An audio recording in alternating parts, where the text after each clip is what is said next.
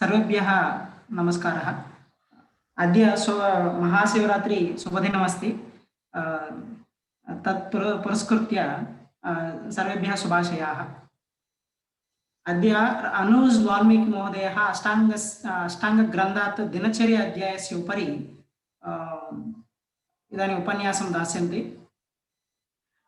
दिनचर्या अध्यायम् इदानीं भारतीय संस्कृत सांस्कृतिकरीत्या साम्प्रदायरीत्या स्वस्थवृत्तं सद्वृत्तम् आचाररसायनमिति प्रिवेंटिव् इति रोगनिरोधनार्थं मोड ऑफ लाइफ स्टाइल इति कीदृशं जीवनम् अनुसरणीयमिति तस्मिन् स्तरे एव दिनचर्या अध्यायम् आगच्छति। द्वितीय अध्यायः इत्युक्ते एतत् सर्वेषां कृते उपयोगाय भवति। केवलम् इदानीम् अस्मिन् उपन्यासेन अनन्तरमपि कीदृश जीवनशैली यापनीयं नो चेत् अनुचरणीयमिति कस्मिन् ऋतौ कीदृशम् आहारं स्वीकरणीयं सर्वं तत्र प्रकटितमस्ति। इदानीम् अनुज वाल्मीकि महोदयस्य उपन्यासेन किञ्चित् सर्वेषां कृते तादृशज्ञानं आगच्छति इति मत्वा इदानीं एतम् उपन्यासं सर्वान् रञ्जयति इति मत्वा अनुज वाल्मीकि महोदयम् अग्रे नयन्तु इति अहं प्रार्थयामि। धन्यवादः गुरुवर्यः। अत्र किमर्थम् एते कक्ष्याः अस्माभिः चालयन्ते इति किञ्चित् उक्त्वा स्वपरिचयमपि इति किञ्चित् कृत्वा तदनन्तरम् अग्रे गमिष्यामि। मम नाम तु अनुज वाल्मीकि इति सम्पूर्णतया रामानुजन् इति अस्ति, तत्र अनुज इति ह्रस्वेण स्वीकृतमस्ति नामाङ्कनम्। अहं तु अत्र MA संस्कृतछात्रः, MIT school of Vedic sciences इत्यत्र। इदानीम् अन्तिम सेमिस्टर् तत् प्रचलति, अस्माकं द्विवार्षिक कोर्स् अस्ति एतद्। तत्र MA संस्कृतकक्ष्यासु केचन अंशाः पाठिताः भवन्ति, परन्तु अत्र अभिप्रायः किम् इत्युक्ते वयं तु न तु संस्कृतपण्डिताः वा अथवा पारम्परिकरीत्या संस्कृतज्ञानं प्राप्तवन्तः वा न, परन्तु अत्र किम् इत्युक्ते स्वाध्यायस्य अवकाशः यथा भवेत् तथा छात्राः सिद्धाः भवेत् इति चिन्तनेन एवं स्वाध्यायं किञ्चित् कृत्वा पाठान् बोधयतु, यथा अग्रे कथं नेतव्यं वाङ्मये अस्माभिः विहरणं कथं स्यात् इति सूचना दातुं तत् परीक्षणमपि कर्तुम् अत्र एतानि कक्ष्यानि चालनीयानि अस्माभिः। तद्दिशि मया अष्टाङ्गहृदयग्रन्थात् किञ्चित् स्वीकृत्य प्रयत्नः कृतः अस्ति। अहं तु बेङ्गळूरुनगरीयः, अत्र इदानीं निवृत्तः अभियन्ता आसम्। इदानीं निवृत्तः भूत्वा संस्कृतवाङ्मये विहरन् अस्मि, बहु सन्तोषस्य विषयः। सो अर्थात् पुनः संस्कृतवाङ्मये प्रवृत्तः इत्येव, निवृत्तिः इति नास्ति जीवने। अस्तु, अष्टाङ्गहृदयम् इति किं? तत्पूर्वं कविना उक्त मङ्गलाचरणं कृत्वा अग्रे सरामः। साक्षात् अष्टाङ्गहृदये एव प्रथमाध्यायस्य प्रथमश्लोकमस्ति मङ्गलाचरणम् एतद्। रागादिरोगान् सतताननुशक्तान् अशेषाकायप्रसृतान् अशेषान् औत्सुक्यमोहारतिदाञ्झगान यो पूर्ववैद्याय नमोऽस्तु तस्मै। मया तु साक्षात् नाद ज्ञानं तादृशं नास्ति, यथाशक्ति पठामि। अत्र अन्वयः एवम्, अन्वयः इत्युक्ते संस्कृतवाङ्मये यद् श्लोके उक्तमस्ति तत्र क्रियापदः इतस्ततः एवं परिवर्तनं सञ्जायते, प्रासानुगुणं तत्र वृत्त्यानुगुणं स्थाप्यन्ते। तत्र पुनः अस्माभिः सम्यक् वाक्यरूपेण स्थापनीयम् इति, तत् यथा ज्ञानं सम्यक् स्यात् इति। तत्र यः सतत आनुषक्तान् प्रसृतान् अशेषान् औत्सुक्य मोह अरतिदान् राग आदि रोगान् जघान तस्मै अपूर्ववैद्याय नमः अस्तु इति नमस्कारात्मक मंगलाचरणं करोति। वैद्याय नमः अस्तु इति प्रारम्भिकस्तरे तत्र अन्वयः कीदृशः वैद्यः अपूर्ववैद्यः आदिवैद्यः तस्मै नमः अस्तु इति तत्पूर्वं वैद्येन किं किं करिष्यते इति तस्य गुणगानं भवति अत्र तु यः एतादृशकार्यं कृतवान् तत् कृतवान् एतत् कृतवान् अस्माकं कृते तादृशं वैद्यं अहं नमामि इति तात्पर्यः सर्वदा आत्मना सम्बद्धान् इदानीं यद् अन्वये यथा कविरोक्तिः अस्ति तथा उक्तमस्ति इदानीं किञ्चित् विभिन्न संस्कृत सरल संस्कृत पदान् चित्य वयं पुनरुक्तिः कुर्मः तात्पर्यम् इति एतस्य भागस्य नामाङ्कनं सर्वदा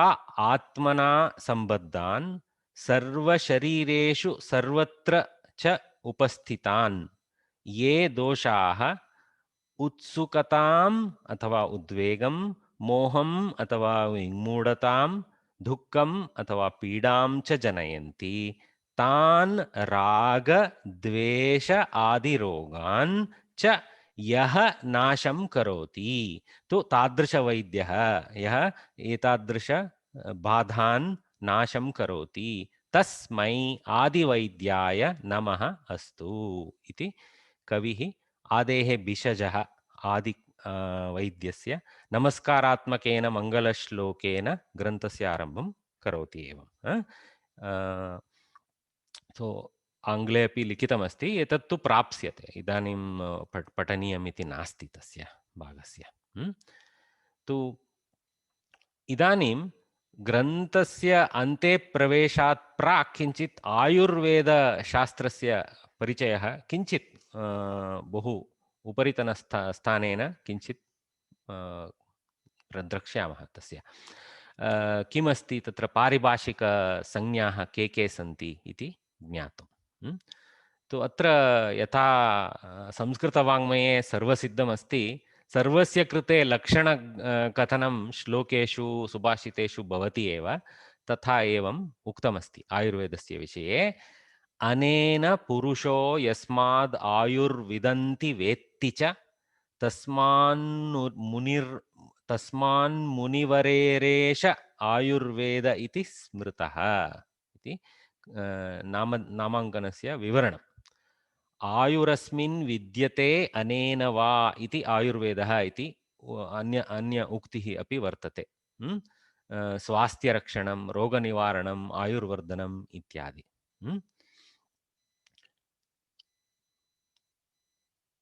अष्टादश विद्यास्थानेषु इदानीं सामान्यतः मया ग्रन्थपरिचयसमये अनुबन्धचतुष्टयविषये कथनं करणीयमस्ति परन्तु तत्र इतः पूर्वमपि कक्ष्यासु छात्राः तत् विषये बहु उक्तवन्तः इति बहु आधिक्येन तत् न करोमि परन्तु एतावत् ज्ञातुं प्रभवामः अष्टादश विद्यास्थानम् इति संस्कृतवाङ्मये केचन सिस्टम् अस्ति तत्र चत्वारः वेदाः प्रथमस्थाने तदनन्तरं अन्येषां स्थानं तत्र अष्टादश विद्यास्थानं स्थानानि कल्पितानि सन्ति तत्र आयुर्वेदः कुत्र इति उक्ते तत् ऋग्वेदस्य उपवेदः इति गण्यते चत्वारः उपवेदाः सन्ति ऋग्वेदस्य उपवेदत्वेन आयुर्वेदस्य स्थानम् अग्रस्थानम् इत्येव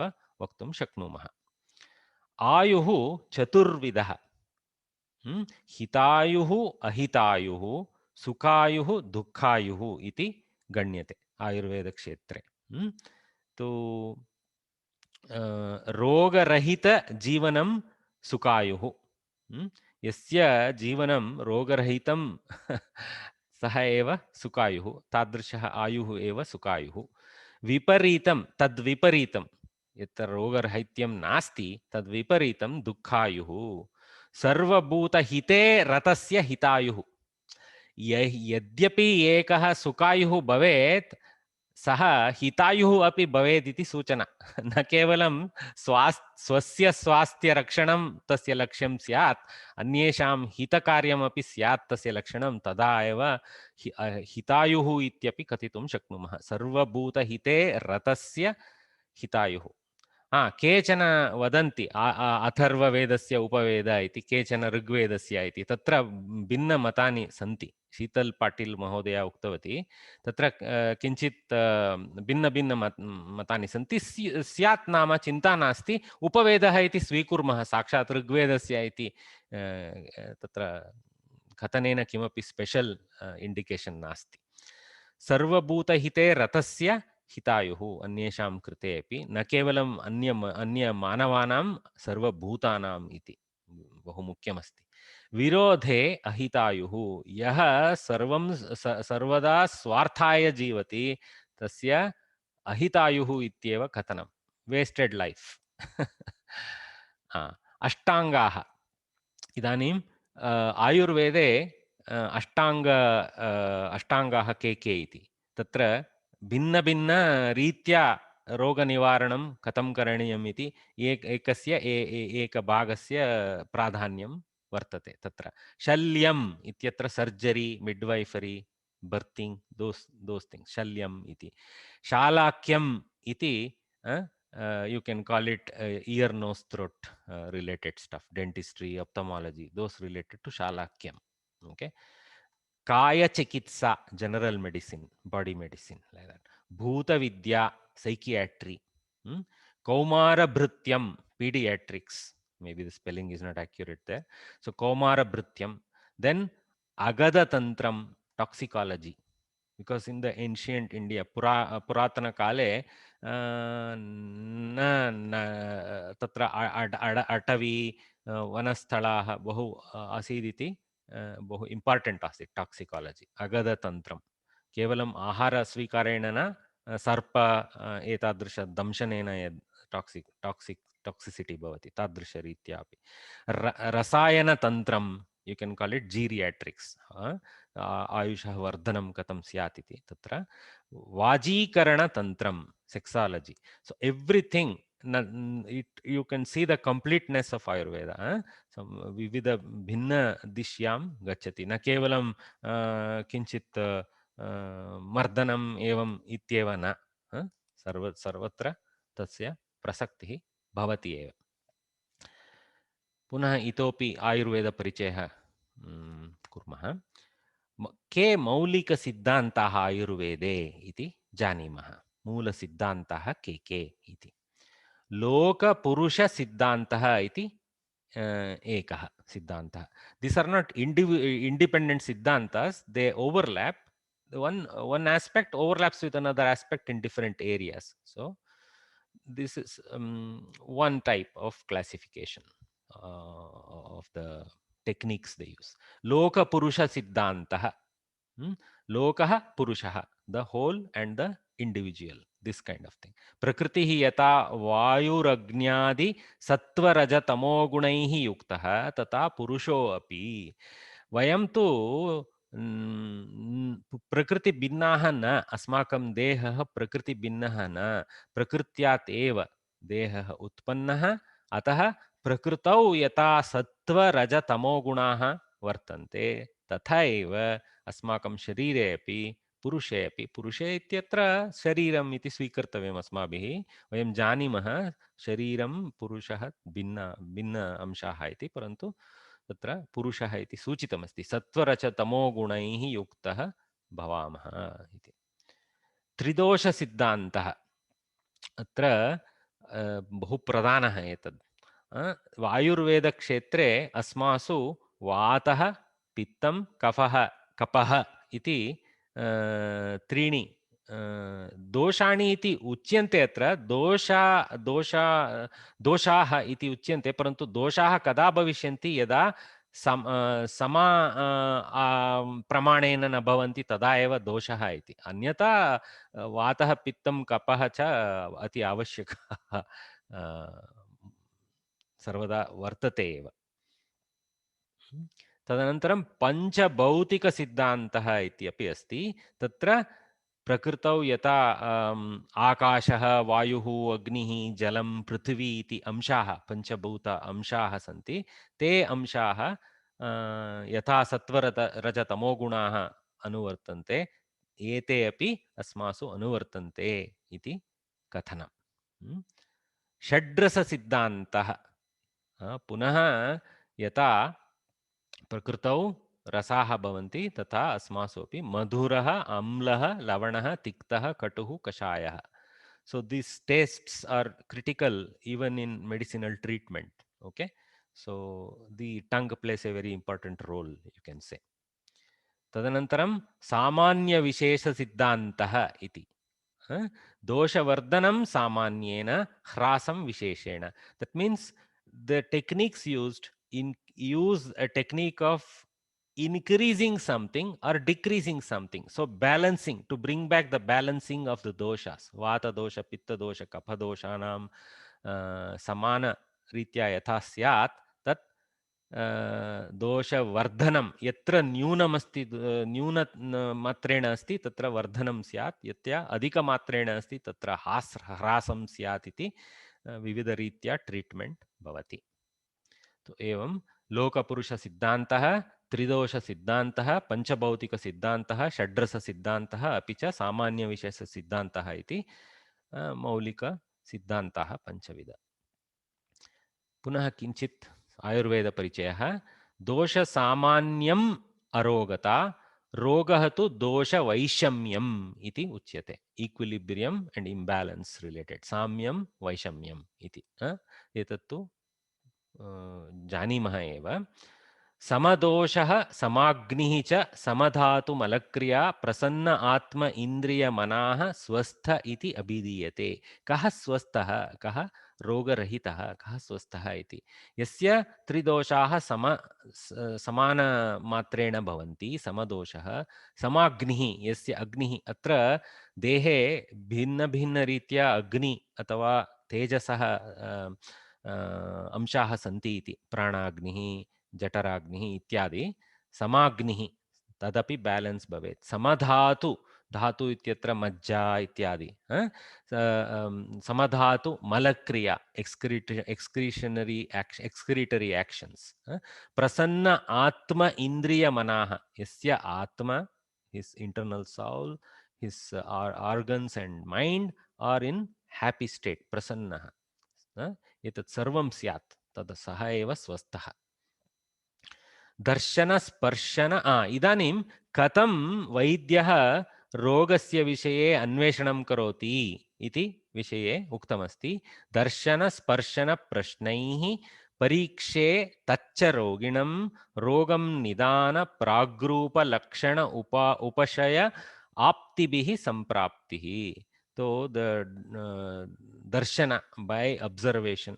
Okay, some of this talent is becoming absent in the Western medicine. Not that it was absent a decade or so back, but it is becoming too bookish, like using remote, etc. But you know, here practical face-to-face darshana, observation, sparshana. You know, many types of sparshanas. You have to do nadi pariksha, or maybe you have to do chest examination back by seeing, feeling the murmur, things like that, and then questioning, prashnaihi parikshe taccha roginam. So with these three, the rogi is examined, and then roga itself goes through various phases, and that is also recognized. Nidana, the origin, the cause; pragrupa, the initial manifestation; lakshana, its exterior appearances; upashaya, how it becomes established; aptivihi, sampraptihi, so how it now becomes further to be tested with diagnostics and by pathogenesis and such things. So many technical terms are used in Ayurveda. Okay, so we identify more with the English technical terms, but they are there within the Ayurvedic terminology also. रोगस्य सम्प्राप्तेः प्रारम्भतः दर्शनपर्यन्तं षड् स्तराः, so progression of the roga. Sanchayah, contraction, prakopah, that is how it increases in the body, prasaraha, how it spreads, sthana samshrayah, how it transfers from one area to another area, manifests differently over different days. As we know, even common cold progresses differently, right? We recognize that. Then vyaktihi, how it becomes individually manifested, and Bedaha, how it differentiates from others. The same cold caught by two people won't be manifesting in the same way in them. So these kind of observations of progression is very important in Ayurveda. Okay. Chikitsa paddhatayah santarpanam apatarpanam iti dvida. So one is to do the poshana, another is to do the hrasana, the reduction. So that kind of treatment. Okay. So ulbanam hrasakaranam. केचन चिकित्सा पद्धतयः एवं ब्रह्मणं stoutening. Sometimes you have to treat a disease by increasing the body strength, so you have to worry about the foods required for brahmanam. Then langanam, sometimes you have to starve the disease by starving the person, so kshut trit, avoiding water or food etc are recommended. Shodhanam, cleanses, okay, when clearly it is related to body being stuck with indigestibles etc. Shodhana kriya kriyate. Okay, that not just for digestive tract, even for breathing areas and things like that. Vamanam, vomiting, vataya, vata doshaya vamanam. Virechanam pittaya, purging for pitta dosha. Okay, shirorekah nasyadi, head and nasal treatments. Asravisrutihi, this may be a little more controversial with modern knowledge, but it was very well known for toxic treatments. This is very important. Asravisrutihi, rakta mokshanam, bloodletting. Okay. Bastihi, enema, and swedanam, sweating. So all these things are different types of practices. Some of them, not the entire thing, of course. This is just a very summary view. इदानीं कृतिकारस्य वाग्भटस्य परिचयः किञ्चित् स्वीकुर्मः. चित्रणं तु नूतनकालस्य चित्रणं, वयं सः कथमासीत् इति न जानीमः. निदाने माधवः श्रेष्ठः, सूत्रस्थाने तु वाग्भटः, शरीरे सुश्रुतः प्रोक्तः, सुश्रुतः इति स्यात्, चरकस्तु चिकित्सिके इति. So the fame of different ancient proponent doctors of this medicine is sung in this sutra again, okay, in this shloka. So in the act of investigation, okay, of the genesis of the disease, Madhava is superior. In the description of the sutra sthanas, the different classification and description of the Ayurveda, Vagbhata is the excellent one. Sharire sushrutah proktah.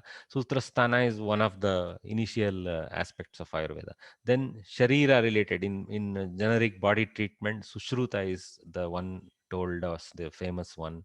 Charaka is told for the surgery. This kind of treatment, maybe chikitsa. Okay, so these kind of shlokas do gunagana of the. So who wrote these shlokas and all origin, I have also not researched much, but these are nice to learn. So Vagbhata finds an important position alongside more famous Sushruta and Charaka. Okay, all right. सो कालः, अस्य कालः वयं साक्षात् सम्यक् न जानीमः. महाभारतकालात् बौद्धजैनानां कालपर्यन्तं निर्देशः अस्ति अस्य. सो 2000 वर्षेभ्यः पूर्वं प्राग् आसीत् प्रायः. केचन वदन्ति 7 शतके आसीत् इति. केचनानां मते अष्टाङ्गसङ्ग्रहः इति अन्यत् बृहत् ग्रन्थमस्ति. तस्यापि रचयिता वाग्भटः एव केचनानां मतं. केचनानां मते एषः बिषग्गणी पूज्यपादवाग्भटस्वामी इति जिनः, अर्थात् जैनमतीयः इत्यपि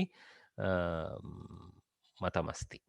स्यात् नाम, परन्तु पठनेन एवं तु ज्ञायते, ग्रन्थविषयपरिशीलनेन ज्ञायते यत् अष्टाङ्गहृदयग्रन्थविषयपरिशीलनेन अस्माभिः एतद् ज्ञायते, एषः वैदिकः आसीत्। यद्यपि सः अन्य मतान्तरं कृतवान् स्यात्, मूलतः सः वैदिकः आसीत्।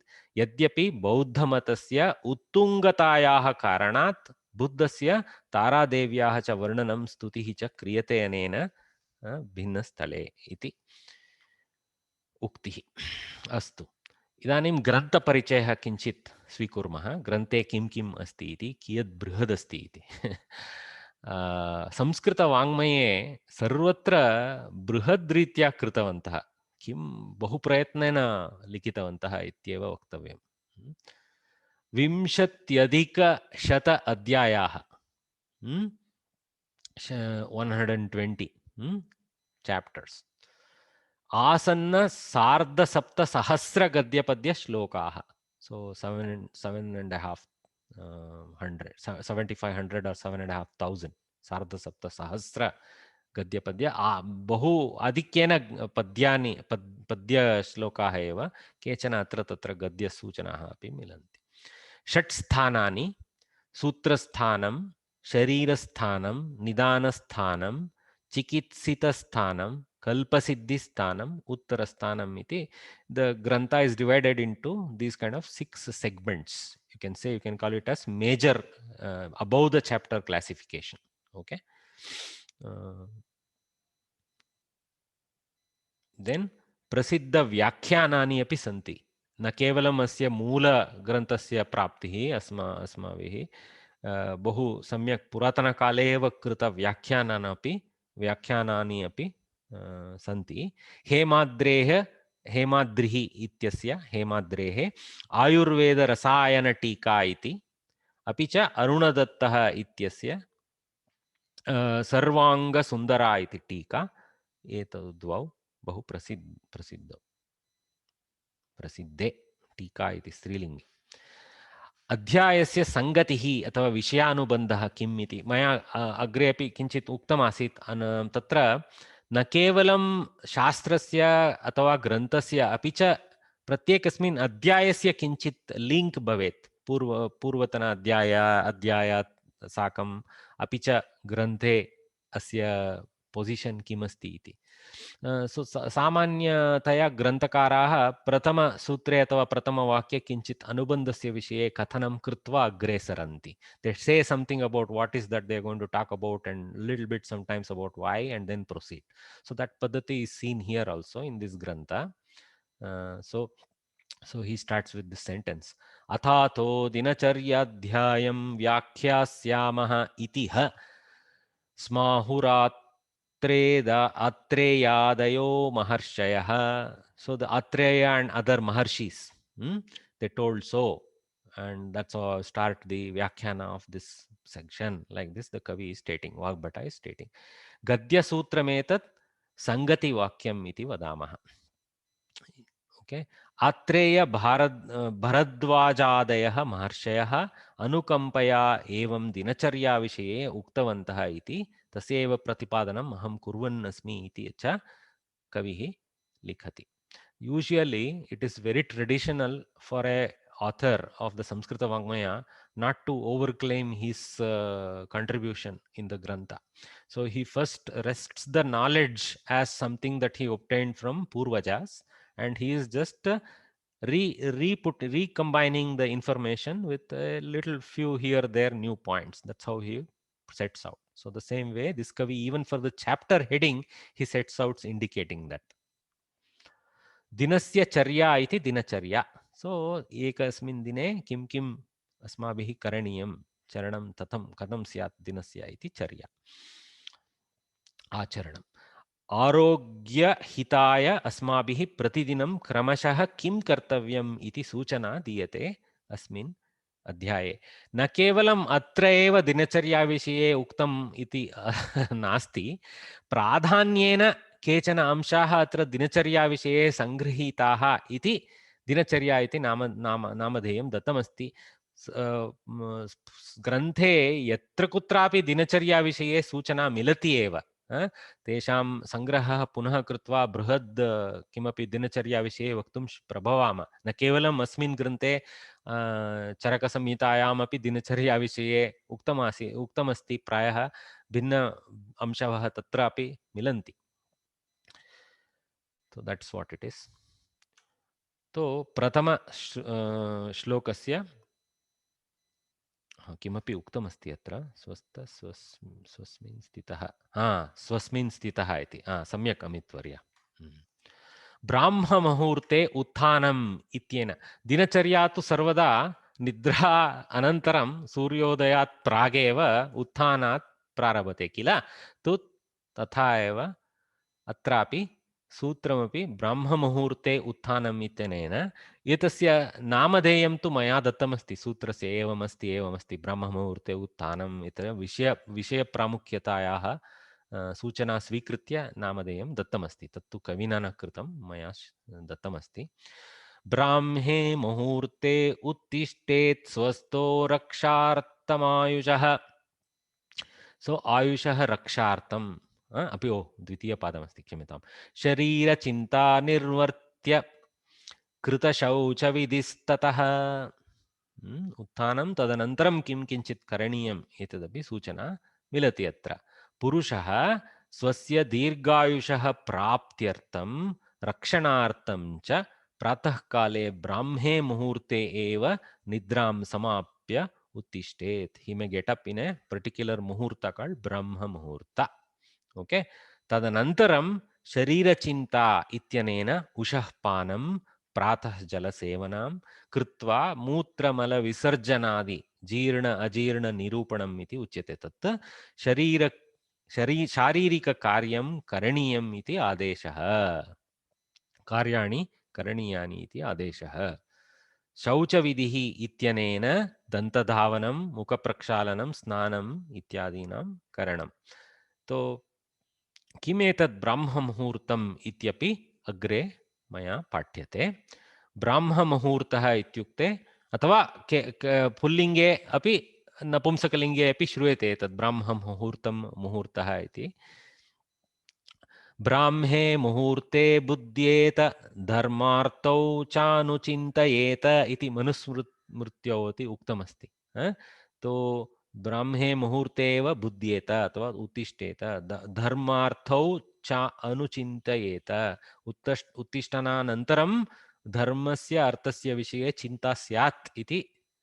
अर्थ इत्युक्ते धन इति न, सम्यक् यत् प्राप्तव्यं धार्मिकरीत्या तस्य प्राप्तेः विषये अनुवर्तनं स्यात् इति सूचना मनुना कृतमस्ति। सः एव पुनः वदति, ब्राह्मे मुहूर्ते या निद्रा सा पुण्यक्षयकारिणी।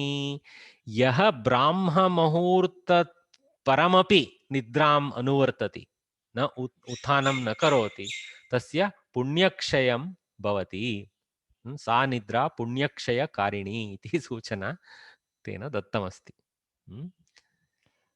वर्णं कीर्तिं मतिं लक्ष्मीं स्वास्थ्यम् आयुश्च विन्दति ब्राह्मे मुहूर्ते। क्षम्यतां, कोऽपि लिखितवन्तः, please avoid doing annotation kindly, I will clear it.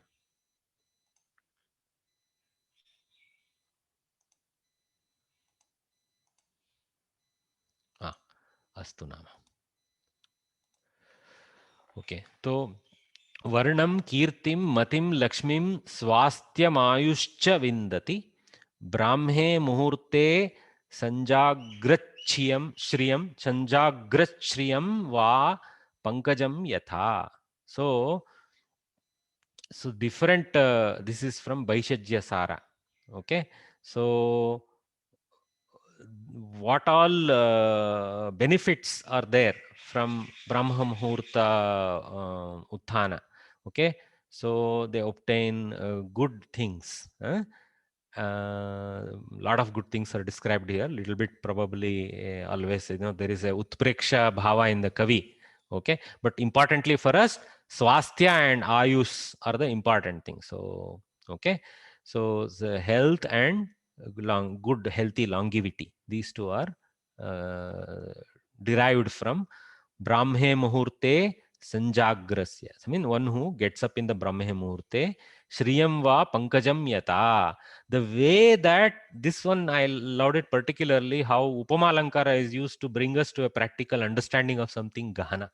Like the way it is said that we have to get up early and notice whether the truth of this. Apparently, in the anticipation of Surya's arrival, even the plant world, even a Kamala starts spreading itself, okay, so that it can catch the early rays of the sun right in the Brahma Muhurta.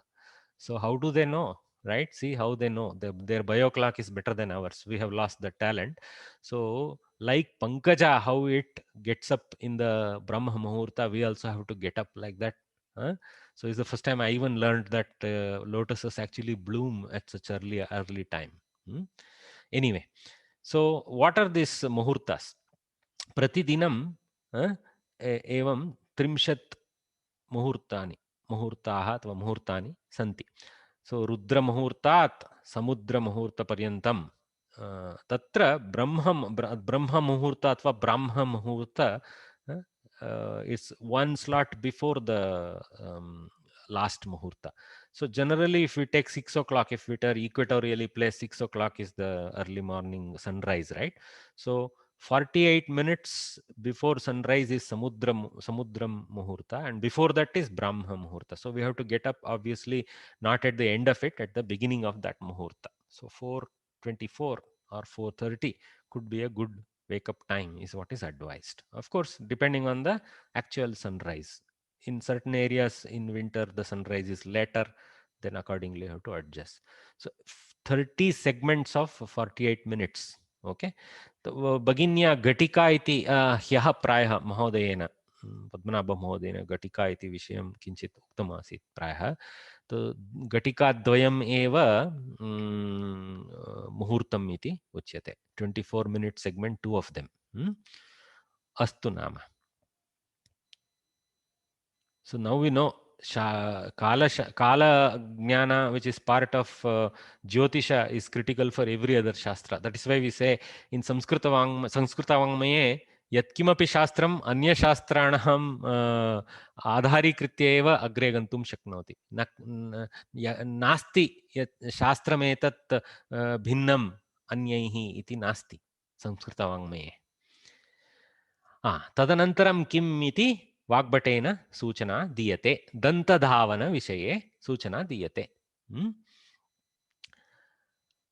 अर्कन्यग्रोधक खदिर करञ्जक करञ्जककुबादिजं प्रातर्भुक्त्वा च मृद्वग्रं कषायकटुतिक्तकम् कनीन्यग्रसमस्थौल्यं प्रगुणं द्वादशाङ्गुलं भक्षयेदन्तपवनं दन्तमांसान्यभादयन्.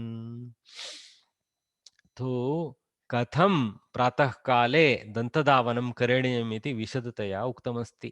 किं किम् उक्तमस्ति अत्र? स्वस्थः, एतत् तु अत्याहृतं, स्वस्थः, यः स्वस्थः भवितुम् इच्छति सः प्रातः अर्ली मार्निंग भुक्त्वा च, किं भुक्त्वा, किं आसनं कृत्वा, अर्क न्याग्रोध खदिर करञ्ज कुकुभादिजम. So these are the different types of trees. Okay, arka, nyagrodha, khadira, karanja, kukubadijam. We can obtain the actual modern names, but neem is one of the important thing here. Okay, I could not make time to research the exact English names for these things, but I could do that if required. So kashaya katu tiktakam, these tree branches are chosen because they have these elements in them. Kashaya taste or katu taste or tikta taste is embedded in them. That's important. And we know that even today's toothpaste carries forward the same knowledge. Okay, you cannot have some silly tasting thing, though they are doing all kinds of silly tasting things nowadays, but it has to be kashaya katu tikta tasting. Okay, mrudvagram, it has to be having a soft tip. Okay, you can see the tip portion should be a little bit beaten in to make a brush like a region. Okay, mridvagra dvadashangulam, it has to be of a certain length for convenience. So kaninya staulyam. So kaninya is actually, kaninya here is the little finger. It should be only as thick, the branch, you should not pick up some thick stuff. So it should be soft and it should be as thick as your little finger. Okay, so that's also indicated. Pragrunam dantapavanam. So one should do careful cleaning of the teeth with this.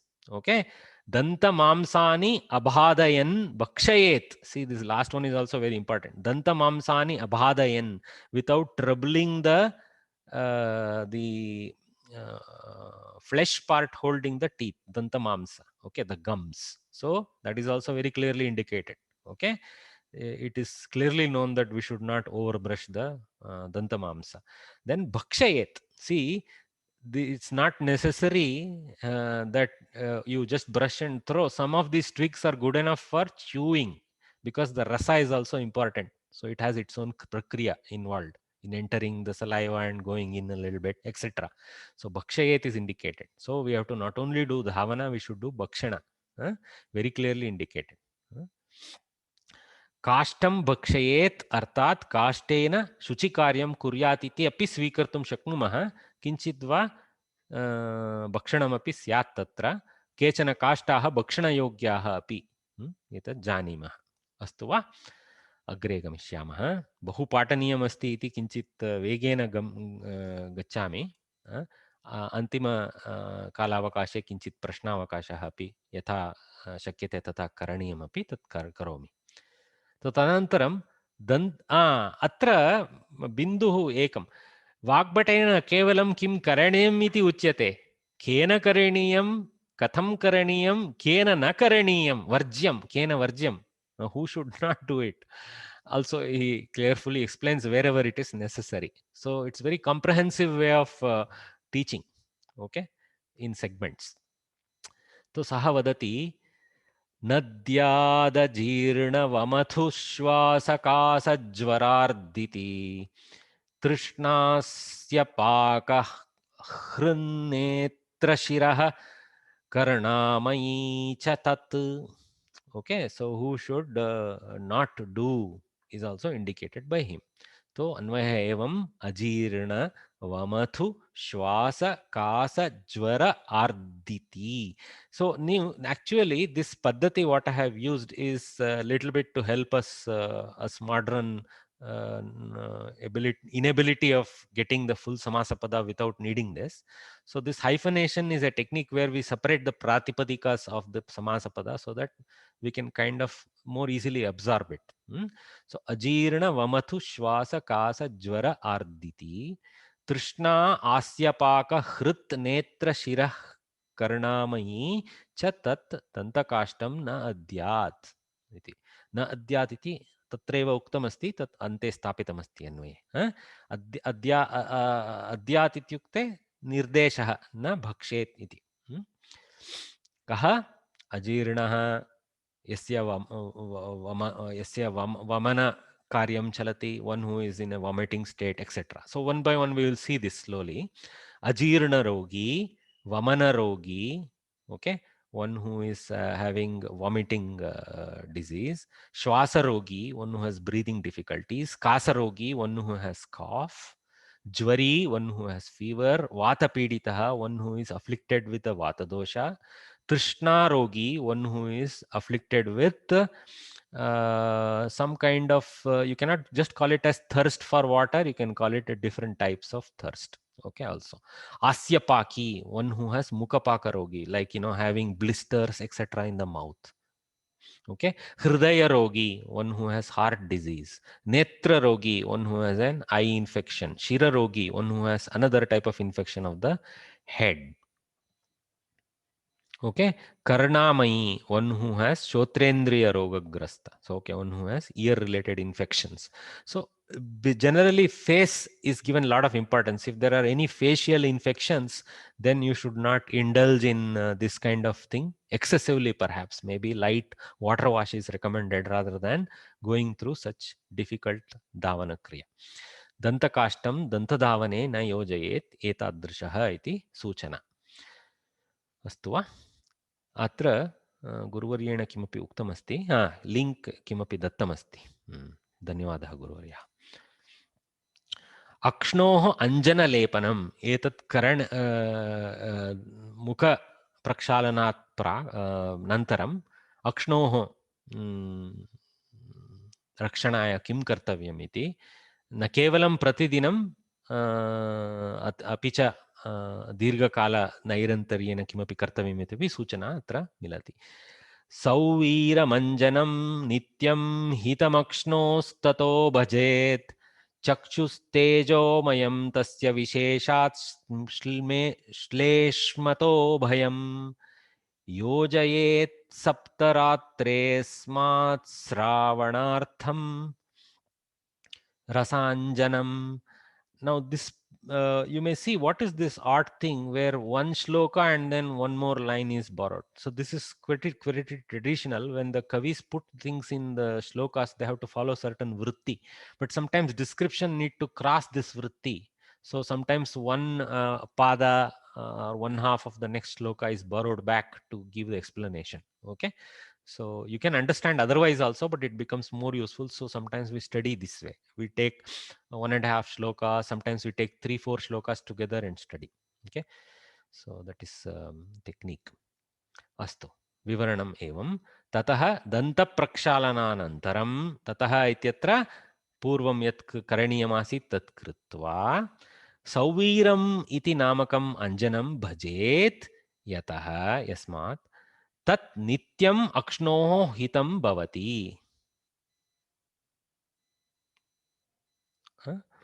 So Sauviram, there is a particular type of anjana preparation. I'm sure even today if you go to Ayurvedic store, you can obtain such anjanas, very clearly recorded and followed even today. Okay. Chakshuhu tejomayam cha bhavati anjanena tasya sauviranjanasya visheshat shleshmato bhayam bhavati. So shleshma is the secretion, that kind of whitish secretion of the eyes, right? The dirt secretions. So the that kind of secretion is afraid of the Sauviranjana, is how the Kavi explains. Okay. अस्मात् श्रावणार्थं सप्तरात्रे रसाञ्जनं योजयेत्. So there is another type of anjana also recommended called rasanjana. So that every 7 days, saptaratram iti 7 days collection, once in 7 days that rasanjana has to also be applied for shleshma bhaya. Okay. Anyway, swastah sauvira namakam anjanam aksnoho lepayet yatah tat sarvada netrayoho pathyam bhavati. It is a food to the eye. Pathyam. It is a food to the eye. Netram tejomayam agniguna sampannam bhavati. It is having the element of fire. Atah tasya visheshat jalatmakat kaphat bhayam bhavati. So it is having a affliction of or fear of the jalatmaka kapha. Okay. श्लेष्म निर्हरणार्थं निवारणार्थं सप्तरात्रं यावत् सप्तानां रात्रिणां समाहारः इति द्विगुसमासः तत् सप्तरात्रं यावत् अन्तरं कृत्वा रसाञ्जनं योजयेत्. So 2 types of anjanas are described, daily and weekly anjanas. Beautiful. तस्य नस्य ताम्बूल आदीनां स्वीकरणम्. एतद् अनन्तरं केचन पद्धतयः नस्य ताम्बूल इत्यादीनां स्वीकरणं स्यादिति सूचना. ततो नावनघण्डूषधूमताम्बूलबाग् भवेत् इति. Okay. So after that, again, see, it's just a link. After that, krama is bodhana. So you cannot randomize these verses and do in the disorder. That's why this order. That's why tataha. Okay. Navana Kandusha Dhuma Tambula Bhak Bhavet. Bhak means Yaha Swikaroti Saha Bhak. So it's a type of pratyaya. So four types of things are indicated: Navana, Gandusha, Dhuma, Tambula. So what are these four? We will see. Nasyam is the Navana Kriya, that is nasal drops and medication. Don't take this to mean that Tambaku Nasya that we do in the modern time. That is not what is indicated. Though in medicine they do use some of those patras. When it is used by the doctor, it is not a bad habit, because he does it for its benefit. When we overdo it and do it daily, when it becomes a bad thing. सस्य विशेषाणाम् आर्द्रपत्रेभ्यः कृतं चूर्णं तैलबिन्दुना वा कृतं यत् नासिकायां स्थापनाय युज्यते तद् नस्यम् इति कथनम्. तो तत् नस्यात् नस्य स्वीकारः एव नावनक्रिया इति. तो nasal treatment. धूमः इत्युक्ते मेडिसिनल स्मोक इन्हेलेशन. तत्र इति यत् सूचितमस्ति धूम इति तृतीय अंशः. तत्तु केचन कफवात वात उद्भवानां रोगाणाम् अनुत्पत्तये नासिकया सेव्यमानः औषधि धूम विशेषः. So something that is to be breathed in, the smoke, you would put some things on the coal and smoke it a little bit, or let it pervade in the atmosphere around you a little bit. Okay. Then Gandushaha. See how nicely it is explained what you have to do. Oral gargling. Okay. Dravaushadhena mukhe purne sati. So not with just mere water. Dravaushadhena mukhe purne sati, having filled the mouth. Yada sancharayitum ashakyam syat. So we have to fill the mouth, not just put a little. Tada saha gandushaha iti uchyate. When we do movement with such fullness of such an aushada, that is called gandusha. Gandusha karyam etat mukasya kantasya cha antarika shuddhikaranaya suchitam. So throat and mouth cleaning happens through gandusha. Dhavana kriya alone won't do the job. You have to finish off with the gandusha. So practical. Okay. Then ताम्बूलस्वीकारः अपि सूचितः. ताम्बूलम् इत्युक्ते beetle leaves, arecanut, condiments. We don't need to teach any Indian about this. द्विपत्रमेकं पूगं च सचूर्ण खदिरं च. So it's the Shastric definition. So with many powders, and khadira is the karjura, all those things. Okay. अस्तु. ताम्बूलं केन वर्ज्यम् इत्यपि सूचितमस्ति. यथा पूर्वमुक्तं केन किं करणीयं केन तत् न करणीयम् इत्यपि सर्वदा भवति. ताम्बूलं क्षतपित्तास्त्ररूक्षोत्कुपितचक्षुषां विषमूर्च्छा मदार्तानामपथ्यं शोषिणामपि. सो केन वर्ज्यम् इति क्रमशः सूचना तत्र. ताम्बूलं क्षत पित्तास्त्र रूक्ष उत्कुपित चक्षुषां विष मूर्छा मदार्तानां शेषिणाम् अपि अपत्यं भवति इति अध्याहरण. अपत्यम् इत्यनेन सूचना अस्ति तस्य. भवति इति अस्माभिः क्रियापदमपि स्थापितमस्ति. ताम्बूलं केषाञ्चन रोगिणां कृते अपथ्यं भवति इति ताम्बूलं न स्वीकरणीयं तैः. कैः? यथा क्षतपित्तास्त्ररोगिणां, okay, रूक्षाणां, नेत्ररोगिणां, विषमूर्छारोगिणां, मदार्तानां, those who are having fits, unconsciousness, तथा च राजयक्ष्मिणां, TB patients, मुखशोषिणां कृते अपत्यम् अहितकरं च भवति ताम्बूलम्. So Kshatapittasra relates to wounds and such things. Rukshna relates to bleeding. Sometimes mouth bleeding and such things exist. No? Netra roginam, with those with afflictions of the eye. Vishamurcha roginam, those who are intoxicated due to toxins.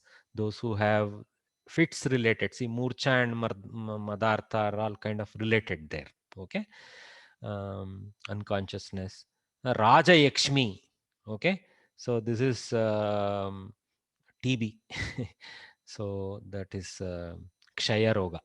Mukha Shoshinam, those who have mouth dryness. excessive mouth dryness, they should also avoid this. Okay, so very nicely explained. Abhyanga. Next he moves to Abhyanga. अभ्यङ्गमाचरेत् नित्यं सजराश्रमवातः दृष्टिप्रसादमुष्ट्यायुः स्वप्नसुत्वदार्ढ्यकृत्. Very tough samasa there with lot of compounds. Okay, anyway, let's break it down. Swastha nityam abhyangam acharet. One who wishes to be swastha, every day he should follow this practice of abhyanga. Saha abhyangaha, that abhyanga, jara, old age, shrama, tiredness, vataha, okay, it's a type of affliction due to vata balance. तथा च also दृष्टि प्रसाद पुष्टि आयुस्वप्न sutvaktva, twach is embedded there, sutvaktva, good good skinness. Dardyam krit, dardya krit. So what all it helps is how it is explained here. Okay, so yaha swastyam rakshayitum ichukah asti saha sarvada abhyangam kuryat. Saha abhyangah jaram, old age, shramam, tiredness, vata dosham, the imbalance of vata, cha nashayati, so it destroys those. Drishtehe prasadanam karoti, it improves the eyesight. Sharira pushtim cha vardayati, it increases the suppleness of the body. Ayushaha vardhanam, it increases the healthiness and the longevity. Sunidram ayati, it brings good sleep.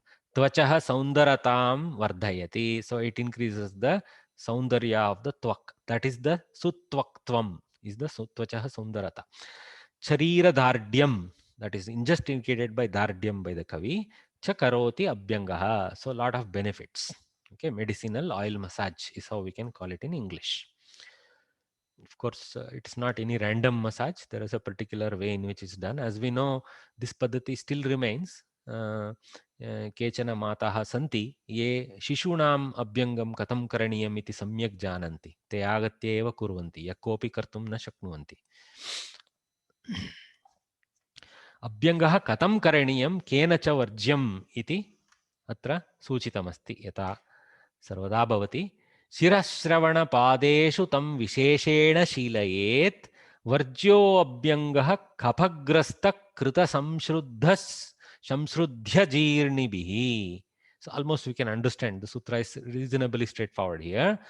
Tam abhyangam visheshena shiras shravana padeshu shilayet. So should be focused on the head, the ears and the feet. Everything, everywhere it can be done, but the focus should be these areas. Kaphagrasta krita samshuddhi ajirnibihi abhyangaha varjyaha. So how it should be done, where the focus should be, and who should not do it, who should not get it done, that is also indicated. मातृशिशोः चित्रं बहु सुन्दरम् अस्ति. सर्वदा शिशोः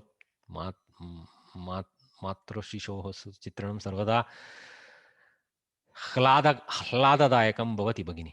कपग्रस्तकृतसंशुद्धि अजीर्णिभिः अभ्यङ्गः वर्ज्यः. तो यः कपग्रस्तः, इत्यपि लिखितमस्ति विवरणं तात्पर्ये, अभ्यङ्गं कथं करणीयम् अपि च कैः न करणीयम् इति सूचना. अभ्यङ्गं सर्वेषु अङ्गेषु अभ्यस्येत्, परन्तु विशेषतः शिरसि, कर्णयोः, पादयोः च अभ्यस्येत्. कपग्रस्तः कृतवमनविरेकः, कृतसंशुद्धिः, samshuddhi is an internal cleansing, right? So one who has done the vomiting and other vireka type of shuddhis, kritas vamanas virekah, such a person. Ajirni, one who has indigestion. Abhyangam varjayet. So obviously his body is not ready for that kind of massage. Vyayamaha, next date, what vyayama should be done. So the one element which we always avoid. Laghavam karva samartyam deeptognirmedasah kshayah विभक्तघनगात्रत्वं व्यायामादुपजायते. सो अत्र कविः व्यायामं करणीयम् इति न वदति, तेन किं किं लाभः इति तेन उच्यते, तत् करणीयम् इति अस्माभिः ज्ञातव्यं लाभाय। व्यायामात् विभक्तघनगात्रत्वं लाघवं कर्मसामर्थ्यं दीप्तः अग्निः मेधसः क्षयः च उपजायते. Very easy to understand the benefits. Okay, व्यायामात् शरीरस्य लघुभावः, विभक्तघनगात्रत्वं, that means strengthening as well as lightening. See, Vyayama is not just recommended for somebody who is fat. In our Shastra, Vyayama is recommended also for somebody who is unusually slim. So in addition to eating certain types of food, he should do Vyayama so that his Ghanagatra is becoming Vibhakta. So that means its muscular strength increases in certain areas. Okay.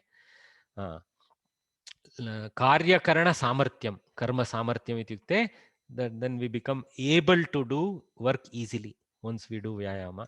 Jataragnehe deeptihi, that is Deepta Agnihi. So we get improved digestive ability. We always know this. We say it improves our metabolism. That is the Jirna Samarthyam, or Jataragnehe deeptihi is the metabolism. Jataragni. Medasaha Kshayaha, fat burning. Okay. Susannivishta nibida avayavattvam. Okay. So that is that vibhakta ghanagatrattvam is also explained there. Okay. Anganam chalana samarthyam cha nishpadyate iti suchana. Nice.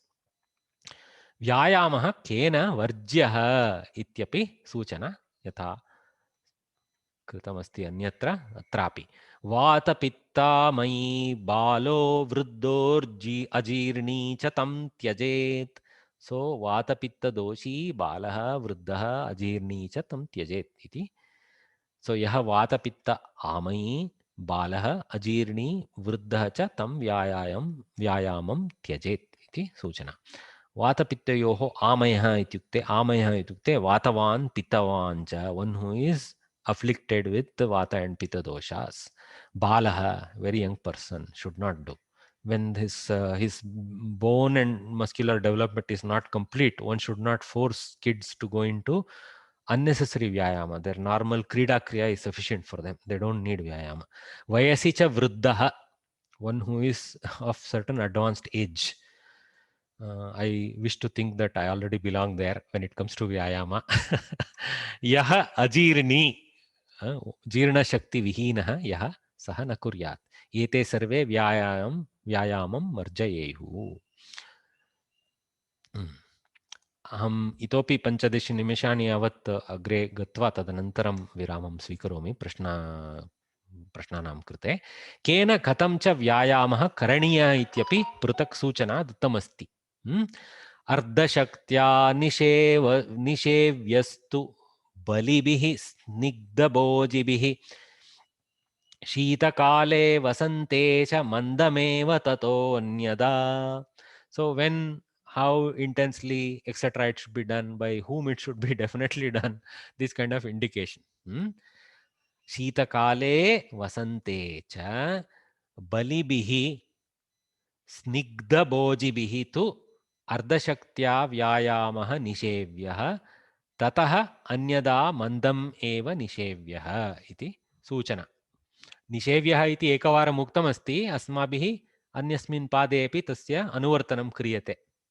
Sometimes we bring a kriyapada from nearby. Sometimes we understand what the kriyapada should be. Sometimes we borrow from the same verse for the other parts, like this. Balavadbihi, the one who are strong. Okay. Sneha bojibihi, yaihi gritayukta bhojanam kriyate taihi, one who partake fatty stuff. Cha hemanta rutau api cha shishira rutau sampurnah vyayamah karaniyah. Okay. So these type of people, strong and fat people, should do in these 2 month segments. Okay. They should do basically cooler months. Okay. Healthier months. Or actually appropriately temperate months, you can call it.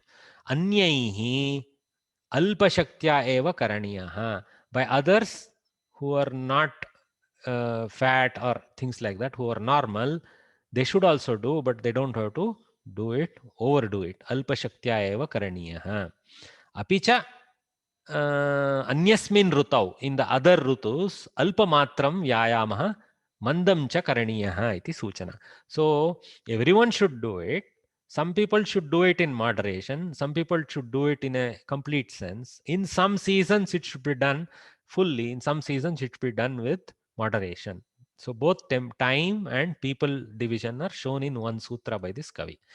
How they used to, the whole paddhati of vritti, of putting it in shloka, made them very, very smart in innovative in coding a lot of things in small spaces. That way, you didn't have to make it 1 lakh shlokas. You could do it in, you could convey in 1000 what could be conveyed in 1 lakh by such. So that's why Vyakhyana and others are needed by simpletons like me to make understand the gahanatva of each word. Okay. Vyayamottaram dehasya mardanam. So kim karaniyam vyayamottaram iti सूचना. Tam कृत्वा anusukham deham mardayetcha samantatah. So every word has a lot of so tam कृत्वा, so link. After doing vyayama, not any time. You cannot go in the night at 9 o'clock without doing anything for a mardana. It's like a bad habit. So do your exercise, then you go for this mardana kriya, right? So anusukham, let me open it up. We will know easily. Tam vyayamam kritva anusukam samantatah deham cha mardayet iti सूचना. Kim tat vyayamam kritva yatha sharire bhadha na syat. Anusukham ityanena yatha sharire bhadha na syat. Adhikam na karaniyam. We should be not pushed. We should do what we can tolerate. That much pressure is what is indicated. तथा सर्वेषु अंगेषु समनन्ततः इत्यनेन सर्वेषु अंगेषु इति न केवलं यत्र सुखानुभवं भवति तत्रैव इति न, सर्वेषु अंगेषु व्यायामम् अपि सर्वत्र प्रसरेत् इति करणीयं, तथा मर्दनं कुर्यात्. So exercise should not be overtly focused on just running or something like that. That's also indicated. अतिव्यायामस्य परिणामः किम्? जानीमः एव, परन्तु तत्र रोगविषये अपि सूचना मिलति. तृष्णाक्षयः, प्रतमको रक्तपित्तं, श्रमः, क्लमः, अतिव्यायामतः कासो, ज्वरश्छर्दिश्च जायते. So what all happens if you do excessive vyayama? Some happen immediately if you do in a day. Some over time, if you overdo, you will only know after 1 year what ill effect you are bringing by over exercising also. So ati sarvatra varjayet iti asti kila, tat sarvatrapi asti. Anvayah ati vyayamatah trishna kshayah pratamakaha raktapitta doshah atva raktapittam shramah klamah khasah jvarah chardih cha jayate. So many bad things can happen. But that is from ati vyayama, not from doing vyayama. Atyadika matraya vyayama karanena trishna kaschana pipasa. This is not your immediate necessity to drink a water after doing some vyayama. This is a overall dryness that is not good. Okay. Raja yakshma kshayarogaha. Tamaka shwasa bedaha. There is a type of affliction of the chest. Okay. Asthma is what we can call it in modern terms. Raktapitta rogaha. Okay. So that is blood disorder. Karmendriyanam buddhi indriyanam cha श्रमः क्लमः इति क्रमेण. श्रमः इत्यनेन शारीरिक, क्लमः इत्यनेन मानसिक, तदपि सूचितमस्ति.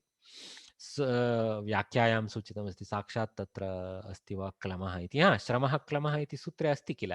च स्वव्यापारे अक्षमत्वं. तो शरीरः स्वव्यापारे अक्षमत्वं प्राप्नोति, तथा बुद्धिः अपि क्लमेन अक्षमत्वं प्राप्नोति इति सूचना। कासः श्वासकोशरोगः, ज्वरः शरीरोष्णता इति ज्वरः, छर्दिः वमनम्, अजीर्ण आहारस्य मुखेन वान्तिः इति वदामः तत् उत्पद्यन्ते, एते भवन्ति इति सूचना. Some of them don't manifest every day. They are over time you may create that. अति सर्वत्र वर्जयेत् इति किञ्चित् अत्रापि अनुवर्तते. न केवलम् अत्र कविना न केवलं व्यायामविषये अन्यसूचना अपि दत्तमस्ति, सुभाषितवत् अस्ति एतत्. पश्यामः. व्यायामजागराध्वस्त्रीहास्यभाष्यादिसाहसं गजं सिंह इवाकर्षन् भजन्नति विनश्यति. Okay, so by doing these things excessively, he will destroy himself. Like what? We will see that upama alankara. Ati vyayama jagara adhva stri hasya bhashyadi sahasam bhajan gajam akarshan simhaha iva vinashyati. So yaha ati vyayamam ratrau ati jagaranam अल्पनिद्राम अर्थात अतिगमनम इतस्ततः विनर्तक चलनम अर्थात अति स्त्री संभोगम अति लैंगिक क्रियाम इति अति हास्यम अति भाषणम च सेवमानः वर्तते. हु डस एक्सेसिव laughing and speaking. सह नरः, that type of person. Yata vikramavan api simhaha, even the bold simha. Ati balavantam mahasharirinam gajam swayameva akarshan nasham prapnoti tatha. So even a very bold lion, by unnecessarily attracting the attention of something as powerful as a mast, elephant in mast, male elephant in mast, nasham prapnoti, he obtains his destroyal. Tatha swayameva inashyati. So even a man who practices these kind of things in excess will also destroy himself. Udvartanam. Next is the udvartana kriya. Churnaihi sharirasya mardanam iti. Udvartanam kapaharam medasah pravilayanam sthirikaranam anganam tvak prasadakaram param. So this is a slightly different type of mardana kriya, udvartana. It relates to using certain churnas. Let us see that. Udvartanam kapakaram medasah pravilayanam anganam sthirikaranam param tvak prasadakaram cha bhavati. It's not too different from the original sutra. It's not though it doesn't have such long samasa, so it's easy enough. Udvartanam nama sharirasya angangasya mardanam vishishta mardanam. Kashayadi churnaihi, kashaya yukta churnaihi gatrasya uddharshanam kapham nashayati. Using certain kashaya yukta powders, certain particular churnas that have kashaya bhava in them, bodies massaging, it will destroy the kapha dosha in us, is what is indicated. Vasam, vasa ityukte medasah, fat, dravikritya. So by melting the fat, shodhayati shoshayati cha nyunam karoti cha etat karyam. Sharirasya angan sthiri karoti, it strengthens the body parts, muscular body parts. Tvacham cha samyak prasadayati, it also shines the skin. That is obviously one of the immediate results of udvartana kriya. Okay, so that's indicated here. Then snanam. So you see how progressively he's going. So after that you have to take this snanam.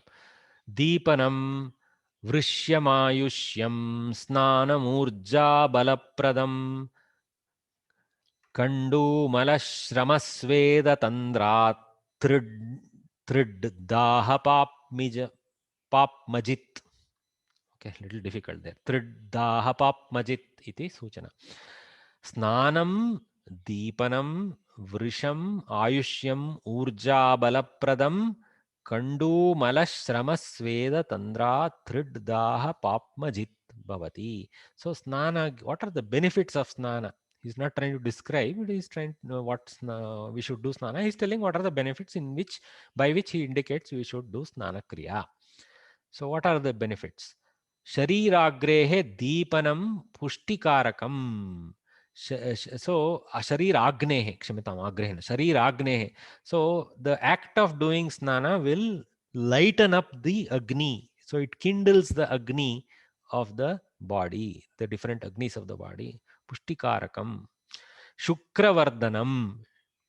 So invigorating is what we can take it as. Okay. Ayuvardhakam. So it enhances the health and longevity. Urjadayakam. Utsahadayakam arthat. Okay. Utsahadayakam. Balapradayakam cha bhavati. Strength also it gives. We definitely completely agree with all this. No doubt at all. Tatha cha kandutim. Itchiness. Kanduyanam means scratching. Kanduti is the itchiness. Malinyam, dirtiness. Shrantim, tiredness. Svedam, sweatiness. Tandram, laziness. Trishnam, cravings, unnecessary cravings. Daham, thirst for water or other things. Papmanam, sins, chajayati. Not only it washes away the physical things, it can wash away even the papas, is what is the Kavi's utpreksha. So all this it will win over. Jayati iti सूचना. पाप्मजित् इत्यत्र जित् इत्यनेन जयति इति सूचना. अस्तु. उष्णजलेन स्नानविधिः.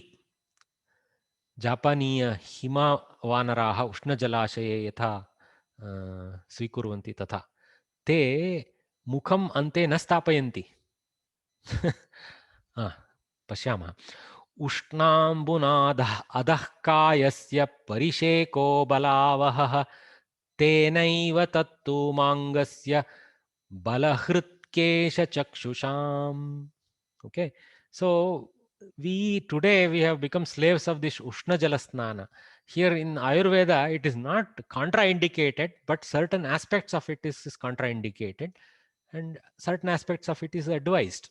Okay, so Anvayaha Ushnambuna adhkayasya parishekah balavahah bhavati. Adhkayah.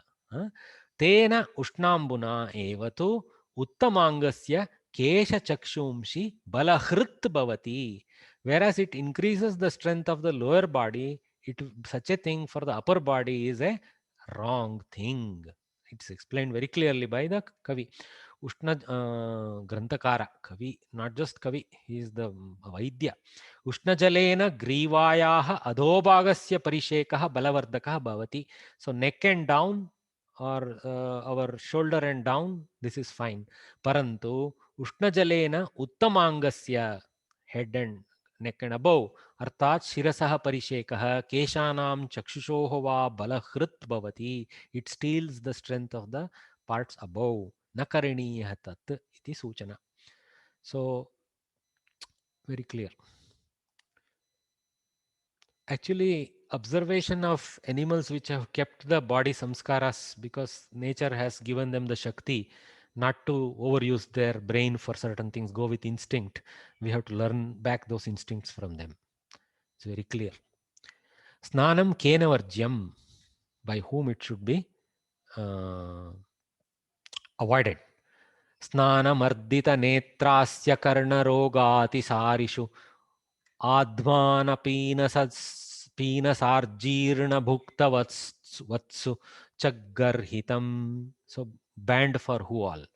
Ardita netra asya karnaroga atisarishu adhmana pinasa ajirna bhuktavatsya vatsyu, actually maybe vatsu cha snanam garhitam. There is some error there. Apologize for that. Ardite, in the injured. Netra rogena, mukha rogena, karna rogena va piditeshu, those with ENT difficulties. Atisara rogishu, those with diarrhea afflicted. See, we should remember snanam was done in ponds. Okay, sometimes in public spaces where the same water body was shared. So some of this is for the social benefit of others also is indicated, not just for selfish reason the Vaidya has indicated. So if you have diarrhea affliction and swollen stomach and such things, ajirnaha, then you go into a community pond and do this snanam, it's a disaster. You will only spread your disease to others. Okay, so varjya for them. Very clearly he has indicated. Okay, so ardite netrarogena mukarogena karnarogena va piditeshu atisara rogishu तथा च उदराद्माने ajirne krita bhojane cha snanam ahitam bhavati. Most important for us is also krita bhojane, because we do our snanam in privacy, so we may not be spreading socially, but krita bhojana bhojane cha, so one who has done the food, eaten the food, so we should do it before eating anything, right? Snanam ahitam bhavati, very clear. Kena katham bhoktavyam iti cha suchana. Actually, I wanted to teach a few more sutras. Looks like I'm running out of time, so maybe I'll catch up these portions tomorrow. So I will just move forward a little bit and give a 1 second.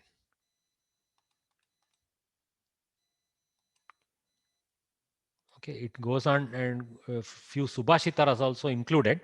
So one thing I want to point out is that this authorship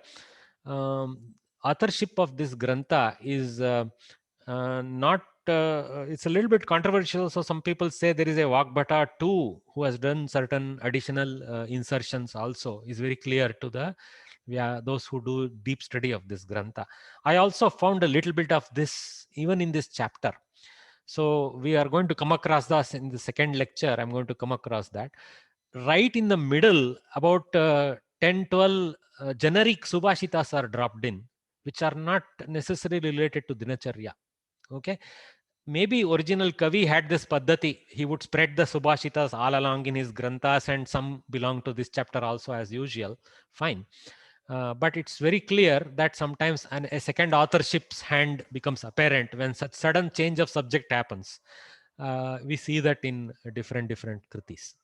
Anyway, so uktamshanam saraha svikurmah.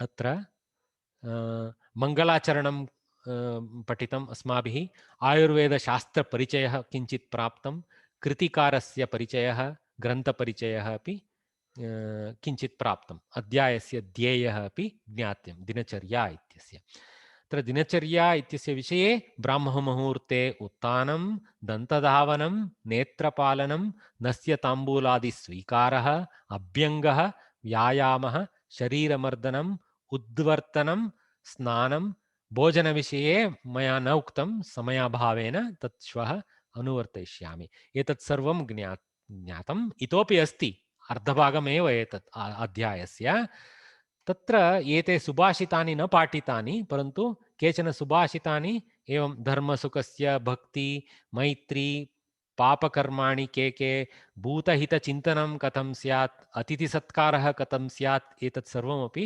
उक्तमस्ति दिनचर्यायाम् अतिथिसत्कारः सर्वदा भवेदेव एवमेव धर्मं सर्वदा न केवलं प्रातःकाले धर्मं रात्रिकाले न इति नास्ति किल एते सुभाषितानि अपि दिनचर्यायाम् अनुसरणीयमेव अस्माभिः बोधाः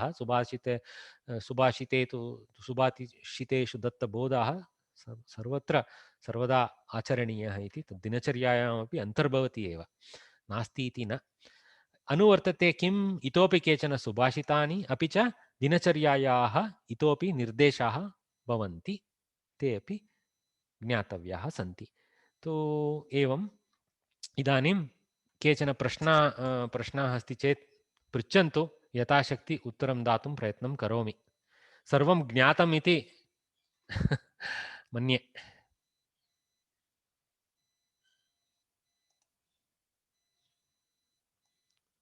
प्रश्नाः सन्ति वा Anuj, where did you get pictures on the slides? They're so adorable. Thank you. Usual Google Sharanam Gachami. बहु रमणीय चित्राणि धन्यवादः मया एतत् सर्वदा किञ्चित् चित्रीकरणे अपि दर्शितव्यं यथा श्रमः न स्यात् इति। सर्वं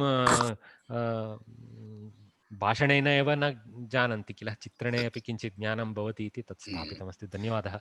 उत्कृष्टं प्रदर्शनं महोदय, धन्यवादः। धन्यवादः। एतत्तु वाग्भटेन बहु विस्तारेण, एतत्तु अस्माभिः अर्धभागमेव, एकअध्यायस्य अर्धभागमेव किञ्चित् वा दृष्टम्। एतावत् 120 अध्यायः तेन कृतम् इति आजीवनं प्रयत्नः तस्य प्रायः। सत्यम्। आम्, वि अय्यर् महोदयः किमपि प्रश्नः अस्ति वा?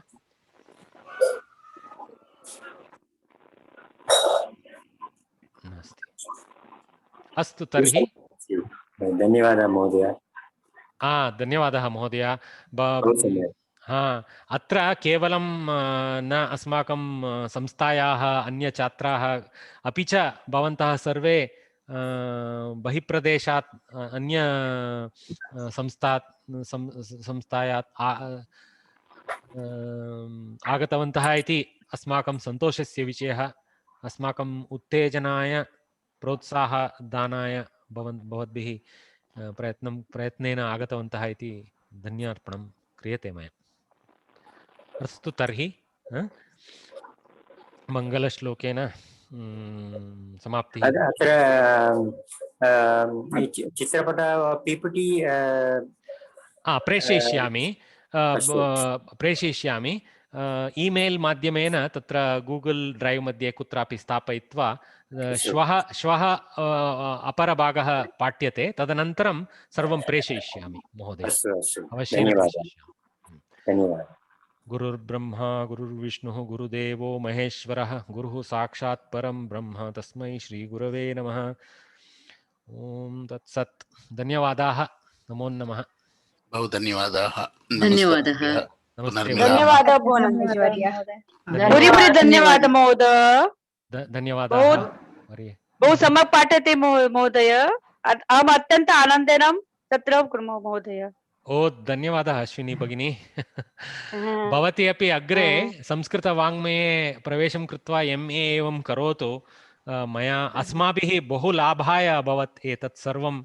इतः पूर्वं 2 वर्षात् पूर्वम् अस्माभिः एवं संस्कृते किञ्चित् वक्तुं शक्नुमः इति ज्ञानमेव नासीत्। इदानीं तत् कर्तुं शक्ताः वयम् इति तदपि एतत् लाभः एव। न केवलं शास्त्रज्ञानम् अपि च भाषाज्ञानं भवति। धन्यवादः। धन्यवादः। नमो नमः। पुनः एकं प्रकटनम्। अद्य सायङ्काले पुनः अन्यत् उपन्यासमस्ति, तदपि विजयवन्तं कुर्वन्तु इति प्रार्थये। अद्य सायङ्काले जयन्ती महोदयाः भूमविद्याविषये 9:00 प्रसक्तिः अस्ति। तत्र सर्वे आगच्छन्तु इति आह्वानः। भवताम् उपन्यासं सम्यक् अस्ति। धन्यवादः महोदय। धन्यवादः। इन्फर्मेटिव् अस्ति। सर्वे ज्ञातव्याः विषयाः। भवदाशीर्वादः स्यात्। धन्यवादः। धन्यवादः।